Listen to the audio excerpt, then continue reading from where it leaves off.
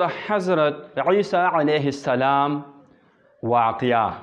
محترم حضرت عیسی علیه السلام په لار باندې روانو، په یو مقبره باندې تیریده. په یو مقبره کې یو قبر و، په هغې کې یو کس و، هغه ته عذاب کېده. حضرت عیسی علیه السلام یعنې د هغه دا معجزه وه چې د قبرونو د عذاب یا د قبر نه کس را پاسول د الله په حکم باندې، دا ول الله جل شانه یو معجزه ورکړې وه.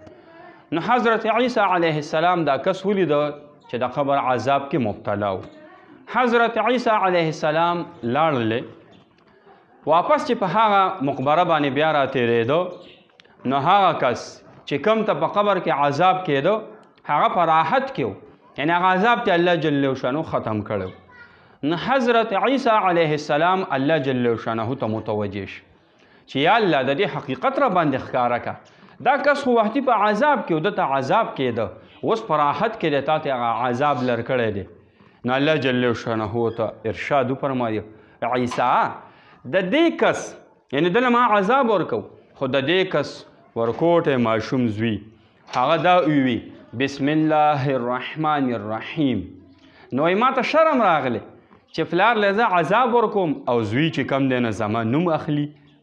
نو ما ته شرم راغلی، نو د هغه زوی د هغه زوی د هغه زما نوم چې واغسته د هغې د برکته مې دنه عذاب لر که. محترمو دا واقعه مې دې دپاره بیانوله چې موږ او تاسو خپل اولاد دا نیکوکار کړو، موږ ورته د دین تربیت ډېر ورکړو. دنیا به طور ضرورت کوه، خپل زوی باندې چې کم دی تعلیم هم وکړه، خپل لور باندې تعلیم هم وکړه، او به طور ضرورت، داسې نه چې مقصد یې وګڼئ. او موږ او تاسو له پکار دي چې د دین علم، د دین حفظ په خپل ماشوم باندې ناظره، دا موږ او تاسو په ځان لازم وګڼو.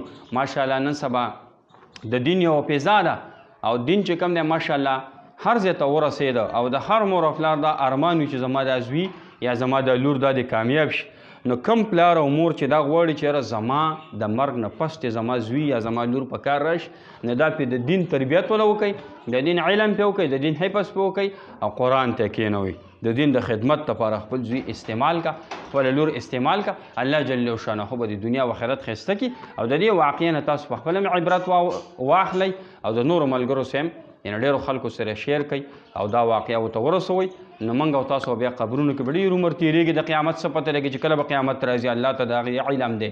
نو موږ او تاسو به د قبرونو کې بیا په سکون سره یعنې هلته کې کم وخت چې دی هغه به تېرو، او په آخرت کې به راله الله جل شانه غټې درجې د دې عالم زوی د وجې، عالمې لور د وجې، یا د حافظ زوی د وجې، حافظې لور د وجې، د دې د وجې به الله راکوي. نو خپل بچي دینداره کړئ، الله خوشحاله کړي.